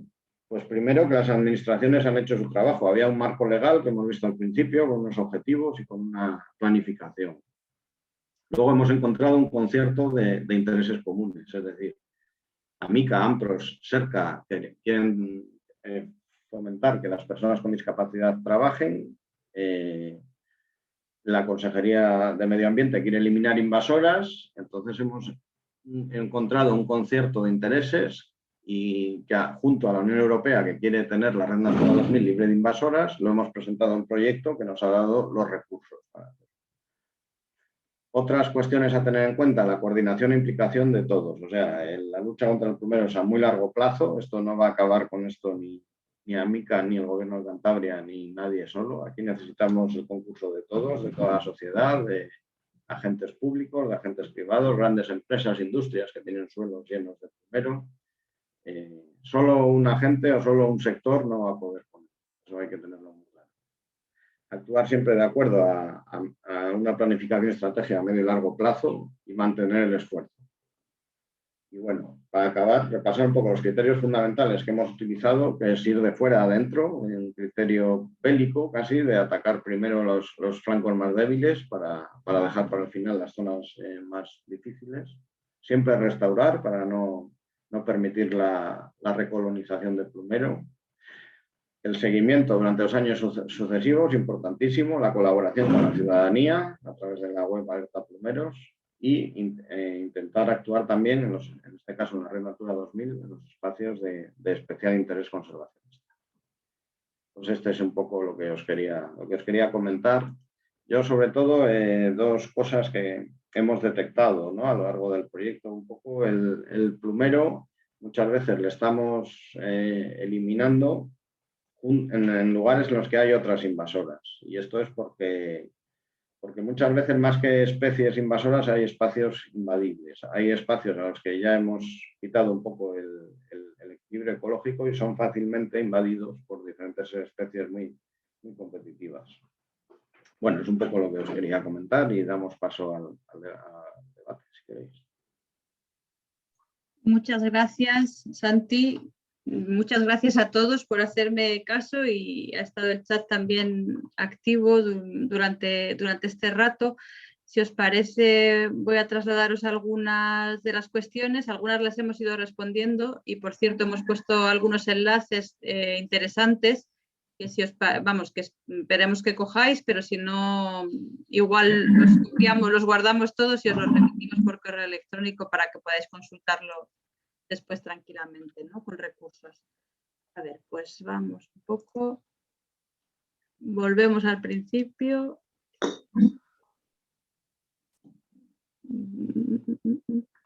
Preguntaba, por ejemplo, a Arónedes, solo al hilo del plumero, de cuál es el motivo por el que el plumero tiene tanta presencia mediática Y dice, de tal manera que si preguntas por la calle por especies invasoras, la gente solo es capaz de decirte esta. Y yo añadiría a la pregunta un poco también si poner el foco en el plumero, como los medios de comunicación, incluso nosotros estamos haciendo, es beneficioso o perjudicial para la gestión de otras plantas invasoras en Cantabria. No sé cómo lo veis vosotros. Bueno, yo creo que el plumero es muy mediático porque es muy fácilmente reconocible y porque ocupa mucha superficie, básicamente. Hay otras especies como la chilca que ocupan también mucha superficie, pero yo creo que la gente, pues, o incluso la falopia, los da por autóctonos. Si los ves a la vista, ¿no? Son plantas que tienen más el aspecto de una planta autóctona. El plumero es muy fácilmente, todo el mundo lo conoce y luego ocupa tanto una planta como un plumeral, que tiende a ser monoespecífico, ocupa grandes superficies. Entonces entiendo que ese es el motivo. Aparte también que está muy cercano muchas veces a zonas habitadas, más que otras especies. Y que no sé cómo lo veis. Que es muy diferente a otras, ¿no? También a otras autóctonas. Por ejemplo, no ocurre lo mismo, como dices, con la Reinutria japonica. Nos pregunta dirigida a Laura, Naya de Valverde, pregunta si comenta que durante la ejecución de obras suelen aparecer ejemplares dispersos de Reinutria que hay que eliminar antes de poder continuar con los trabajos.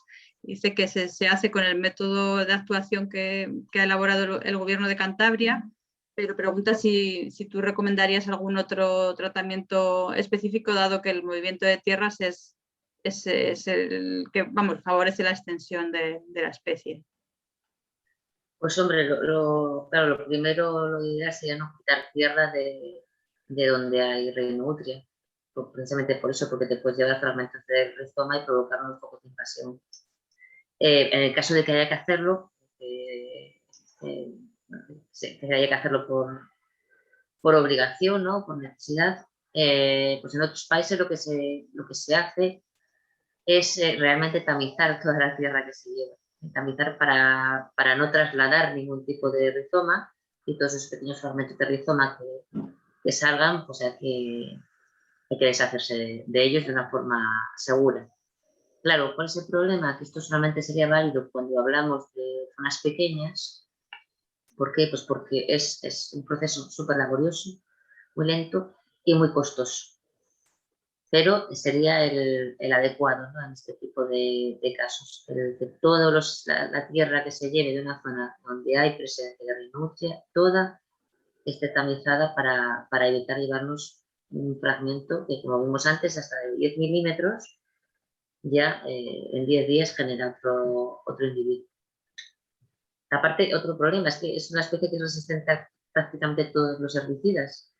Entonces, claro, tampoco puedes meterle un herbicida porque no va a hacer nada. Así que ahora, hoy por hoy, el método pues, es el mecánico con todo el coste asociado que lleva en tiempo y en esfuerzo y en dinero. Claro. No sé si Nacho, al referente a esta especie, a la Reinutria japonica o bambú japonés, ¿habéis notado que haya aumentado su presencia en los distintos ríos de Cantabria en los últimos años? Yo creo que a la vista parece que sí, ¿no? Pero igual con vuestros datos. Sí, hay tramos de río, especialmente en el Sáhara-Besaya, que lo ha copado prácticamente todas las riberas. Y en otros sitios donde antes no se veía, pues también se está empezando a ver, sí. O sea, ha incrementado tanto densidad como número de poblaciones. Con la dificultad que comentaba Laura y también Naya de actuar sobre ella, ¿no? Que a veces es peor, digamos, el remedio que la enfermedad, porque puedes contribuir a la expansión. Nos pregunta también Virginia Carracedo, a ver qué opináis, acerca del debate abierto en torno de la condición del eucalipto como especie invasora, que sin embargo no está incluida en los catálogos, y a ver qué opináis sobre esta cuestión. Bueno, hay muchos intereses. Bueno, yo abro el fuego. Hay muchos intereses económicos. Si se declara especie invasora, su aprovechamiento estaría muy limitado, incluso no permitido. Entonces, yo creo que esto juega un papel determinante, que no esté declarado como invasora, ¿no, Laura? Al 100% de acuerdo contigo. Yo creo que es un problema solamente económico. Porque si lo incluyes en el catálogo, no se puede plantar, no se puede transportar, no se puede comercializar y mueve mucho dinero. Entonces habría que reconvertir, ¿no? Todos los eucaliptales, toda la gente que depende de este recurso y eliminarlo en la medida de lo posible del entorno, pero vamos, que no se hace claramente por cuestiones económicas. Misma situación ocurre con el cangrejo americano, ¿no? Que también se comercializa y no sé si tiene una excepción, ¿no? En el catálogo nacional de especies invasoras para que ese comercio se pueda seguir permitiendo.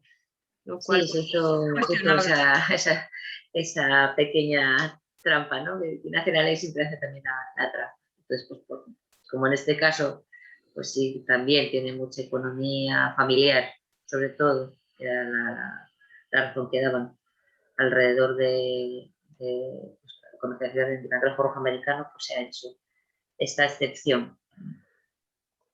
Nos pregunta también Rodrigo de Bosques de Cantabria si se está actuando de alguna manera para controlar y evitar la entrada de especies exóticas invasoras por las distintas vías de introducción. Si la alerta temprana, bueno, si se está actuando, vaya, en esta alerta, ¿sabéis?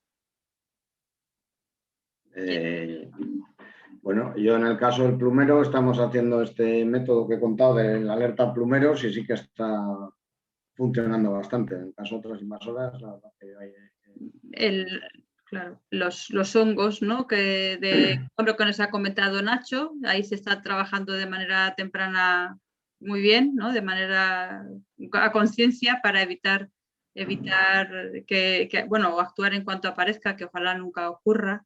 Sí que tuvimos un contacto, Santi, no sé si recuerdas, con el puerto de Santander, porque ellos quizá han detectado un poco la necesidad de controlar la entrada de especies y demás a raíz de una premisa que le hacían desde Nueva Zelanda, que no permitían la entrada que controlaban mucho la entrada de especies invasoras. Entonces estaban, por ejemplo, tratando de controlar el plumero en sus instalaciones, ¿no? Portuarias. Esto puede ser un poco también el momento en el que salte la alarma para decir, bueno, si ellos no quieren que les entren, nosotros quizá también tendríamos que hacer algo al respecto.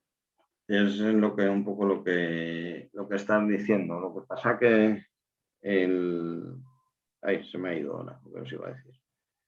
Laura, no sé si tú querías comentar. Sí, que desde el puerto, a ver, hay muchas islas, sobre todo países insulares, que gestionan con mucho más cuidado que los continentales el tema de las invasoras, porque allí tienen unos ecosistemas singulares y propios y mucho más vulnerables. Entonces sí que puertos de Nueva Zelanda, de Australia, que aparte como son islas tienen mucha actividad de los puertos, pues sí que en determinados casos han dejado de trabajar con puertos en los que hay algún tipo de especie invasora, y eso son muchos millones de euros. El transporte marítimo genera un movimiento económico enorme y ahí sí que es una potencial puerta de entrada para el control de invasoras, que es el económico. Así como en el caso del eucalipto antes nos perjudicaba, quizá en este caso sí que nos pueda beneficiar, porque ya te digo que el puerto de Santander se ha puesto en contacto con nosotros para ver cómo lo puede eliminar, porque está en riesgo de disminuir su capacidad de transporte. Yo quería puntualizar otra cosa, que la alerta temprana sí que están haciendo cosas, pero sobre todo es a título de organizaciones, ¿no? como Recambera o como con el tema de la cortadería, o de personas, ¿no? A título personal, pero creo que falta ese trabajo a nivel de la administración. Y luego el tema de vías de entrada y de vectores, ese control para prevenir la llegada de especies invasoras, a nivel de administración creo que no se hace prácticamente nada, que lo que está haciendo ahora mismo es realmente determinar qué vías de entrada y qué vectores asociados más importantes hay y dónde están, pero nada más. Una asignatura pendiente. Sí. Sí, fundamental. Otra pregunta dirigida a Nacho es si colaboráis de alguna manera con la demarcación hidrográfica en proyectos de limpieza de invasoras en las márgenes fluviales y también que si la Confederación tiene algún proyecto para eliminarlas o controlarlas. Pues con respecto a la primera pregunta, nosotros sí que desarrollamos acciones en márgenes y riberas de ríos y contamos con la autorización siempre de la Confederación. Y con respecto a la segunda, si ellos impulsan, pues aquí en Cantabria, hasta donde yo sé, como confluyen tres confederaciones, el Ebro sí que tiene un programa específico de control del mejillón cebra. En el Duero, aquí es tan pequeñito el Camesa que yo creo que había algo, bueno, no había ningún programa específico. Y en el Cantábrico, lo último que supe, sí que han metido en la nueva planificación hidrológica un capítulo específico de especies invasoras que como está ahora en planificación, pues se tiene que ver a partir de ahora. Pero bueno, muchas veces también estas grandes obras que hacen las confederaciones de canalizaciones o construcción de motas o escolleras, si no actúan rápido con una buena revegetación, sí que, bueno, como decía Laura, eso es la autopista perfecta para la expansión de las invasoras después de una vez hecha la obra. Por ejemplo, lo que hemos visto también un poco en la intervención primera de Laura es que la fauna invasora está prácticamente ligada prácticamente en su totalidad de lo que tenemos aquí, excepción de la avispa asiática, que también se apoya mucho en las riberas fluviales, a los ríos, ¿no? y al agua. Quería preguntar yo, bueno, es una puntualización, pero quería preguntar a Laura un poco si nos podía hablar de estos perros ecodetectores que ha comentado, si nos puede comentar un poquitín más en qué consiste el método y para qué sirven, ¿no? estos sistemas. Pues el empleo de perros detectores o ecodetectores, lo que en general se realiza es cada perro se puede detectar más de una especie, ¿no? Por ejemplo, en el caso de invasoras, pues se está trabajando con mapache, con visión americana, y lo que detectan son excrementos. Entonces, con mucha más facilidad que si nosotros vamos por el campo, que muchas veces no ves la letrina o te la pasas por alto. Entonces, ellos la encuentran. Sobre todo se basa en encontrar excrementos o pelo, también se les adiestra que detecten pelo o secreciones de las glándulas. Y luego es una forma de trabajar, de detectar a las especies. Primero, muy eficaz, porque si el perro está bien entrenado, bien adiestrado, le llega el marcador sí o sí, que huele. Muy poco invasiva, porque se hace un trabajo previo, sobre todo cuando son cachorros que están con multitud de especies animales diferentes, para que no haya ningún tipo luego cuando estén trabajando, que no vayan detrás del corzo, detrás de una liebre o detrás de lo que sea. Y el tipo de marcaje para decirnos, para decir a los guías dónde está ese rastro que han encontrado, es una focalización, ¿no? Enfocan la cabeza hacia donde les emana a ellos el olor. Entonces, la verdad que son una ayuda muy, muy buena, porque baten en zonas muy amplias, de forma mucho más rápida de lo que haríamos nosotros y de forma mucho más eficaz. Me parece que serán, al igual que en otros países, antes o después, aquí en España van a ser un punto muy, muy importante, muy a favor, pues, tanto para el apoyo en los proyectos científicos, como apoyo a proyectos de gestión, como apoyo a la guardería, etc. Había un par de preguntas bueno, relacionadas con el plumero, cómo se hace el seguimiento, si el fuego puede ser un método para arrancar, bueno, para eliminarlo. No sé si lo has contestado, Santi, a través del chat, pero si quieres comentarlo brevemente en voz alta para todos. Bueno, eso, lo he contestado, he intentado contestar un poco en el chat rápidamente. A ver, había una pregunta relativa a corrales de Buelna, ¿qué invasoras hay? En el caso del plumero, Corrales está atravesado por la autovía y tiene un plumeral dentro de la autovía. Nosotros hemos quitado bastante plumero en Corrales, fuera de la autovía.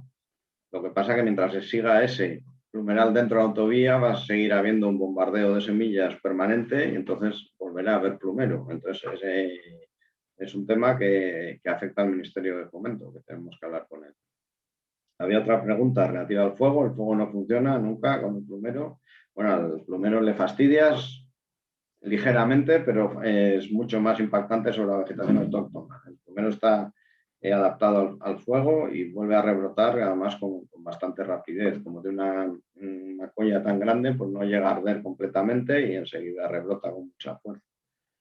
Había otra pregunta relativa a plumerales densos y grandes. Bueno, ahí estamos actuando con palas retroexcavadoras. Claro, cuando hay que quitar a veces una hectárea, a veces es que son selvas impenetrables. Si meto ahí una cuadrilla, está ahí 3 meses, y aparte de que se desmoralizan completamente, y una pala te lo hace en 3 mañanas y aparte te lo entierra, que es un problema que también tenemos con el plumero, es la cantidad de biomasa que genera, que hacemos con los residuos.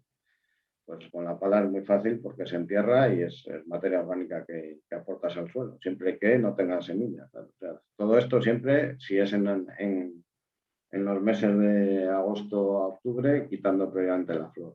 Más tarde, según avanza el otoño y en invierno está la flor, está la pluma, pero ya no está la semilla se ha caído. Más el soporte. No sé si había alguna más que quería comentar. No, sobre el seguimiento, ¿en qué momento? El seguimiento ya lo he dicho, ¿no? Yo creo que vamos a todas las zonas, hay que volver por 2 razones. Porque te puedes haber dejado atrás un plumero que cuando era muy pequeño y no era identificable, y porque hay rebrote, o sea, vuelve a haber nuevas germinaciones de semillas. Cuando quitas el plumero, pues las semillas que ha aportado el año pasado al suelo siguen ahí. Entonces hay que volver durante los siguientes 15 meses, más o menos, volvemos pues, a cada zona 2 o 3 veces. Aparte de sembrarlo para competir contra él con vegetación autóctona, claro, y si el uso del suelo lo permite, pues se planta también árboles. Eso ya depende porque es que estamos quitando plumero en todo tipo, a veces en parques públicos, a veces en prados ganaderos, a veces en bosques, en dunas, o sea que depende del uso del suelo que tenga.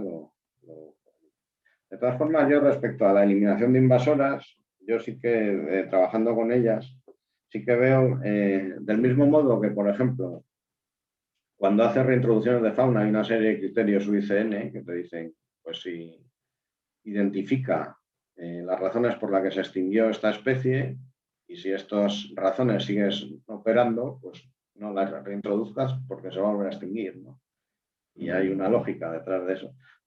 Dándole la vuelta se puede hacer lo mismo, ¿no? De que se identifica por qué hay esa invasora, qué razones hay por las que esa invasora está ahí. Y si esas razones siguen operando, no la quites porque va a volver a aparecer. Entonces, sí, quizá habría que estudiar muchas veces antes de atacar las invasoras por qué está ahí y atacar esas razones. Eso es.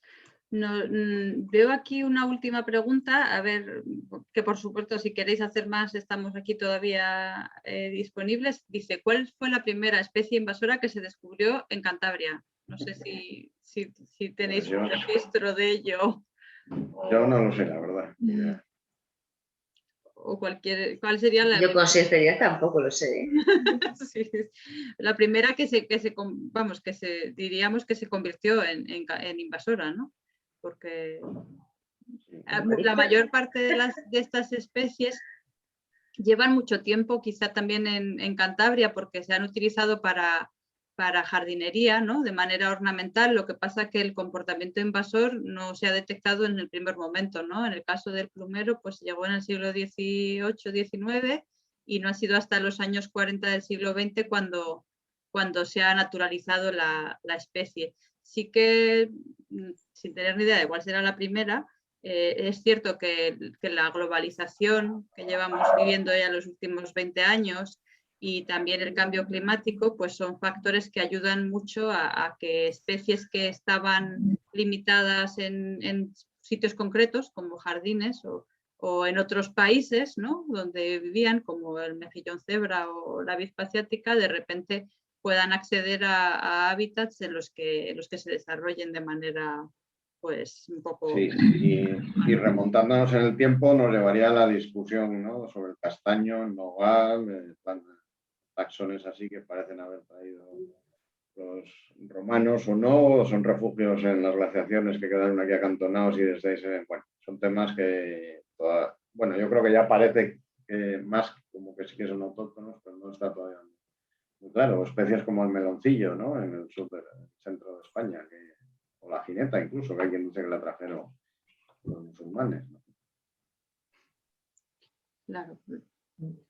No lo sabría decir, porque tú comentabas también, Blanca, hay especies también, como por ejemplo carpobroto, pues también desde antes de 1900 está, pues en un momento determinado sí que habría esa explosión demográfica que hubo después, y luego cuando se empezó a estudiar el tema se vio que había un impacto, pero difícil decir cuál fue exactamente la primera. Sí que llama la atención en tu intervención, Laura, cuando poníamos el foco en lo más global y ver un poco la estadística, digamos, de la procedencia de las especies, ¿no? Que hay una mayor procedencia de Norteamérica, no sé si también de Sudamérica, en un momento dado, tanto en flora como en fauna, que quizá es, también volviendo a este tema de la globalización, era un poco con el continente con el que tenía más relación Europa, y es fruto del comercio actual que especies asiáticas empiezan a aparecer por aquí, ¿no? No tanto que Claro. el hábitat no sea potencialmente adecuado, sino que había menos contactos, tanto Exactamente. Hay una cuestión que se llama la presión de propágulos, que es que cuantos más eventos de introducción de la especie hay, más probabilidades hay de que se consiga asentar. Entonces está claro que el comercio con tanto Norteamérica, Sudamérica, Centroamérica, con Europa y con España, pues ha sido, o sea, en el pasado mucho mayor que con otros continentes, ¿no? Entonces, pues se ve, vamos, canta y seguro prácticamente que ahora que hay mucho comercio con Asia, pues irán aumentando la entrada de especies potencialmente invasoras de esa procedencia. Y bueno, pues con Oceanía mucho menos también, porque son mucho más cuidadosos para que no les entren, pero tampoco para exportarlas. Pues yo aquí en el chat no veo más preguntas, así que si nos hemos pasado unos minutillos de la hora prevista, ¿no?, que pensábamos cerrar hacia las 2, son las 2:15, si queréis hacer alguno de vosotros tres una intervención final y si no, pues daros las gracias por vuestros conocimientos y por este rato, y también pues a todos los que habéis participado muy activos a través del chat, bueno, por esta sesión tan interesante. Recordaros que, bueno, que seguimos todavía en la semana ibérica sobre especies invasoras. Podéis entrar tecleando esto en Google, os lleva a la página de invasoras.pt, donde tenemos todavía un montón de actividades en marcha, muchas de ellas como esta online, que podemos seguir desde cualquier lugar y animaros a participar. Si queréis decir, Laura, Santiago, Nacho, el micrófono es vuestro. Nada, yo solamente agradecer nuevamente pues, que se haya organizado estas jornadas, que hayáis organizado, y a toda la gente que ha asistido y que en efecto ha sido una gozada ver que había muchas inquietudes y muchas preguntas. Así que lo único que tengo que deciros es gracias a todos. Pues sí, yo un poco lo mismo, y también eso, una reflexión también que para mí muy importante para la lucha contra las invasoras es la ordenación territorial. Es decir, que las invasoras un poco lo que buscan son espacios desordenados, con poca es decir, con ecosistemas en desequilibrio, con unos hábitats rurales, bordes de carreteras, infraestructuras, etc. Entonces, una ordenación territorial que cada terreno se adapte a su vocación y su naturaleza, yo creo que es lo que más, desde un punto de vista estratégico, más ayudaría contra las invasoras, aparte de que, claro, hay que eliminar las que ya existen.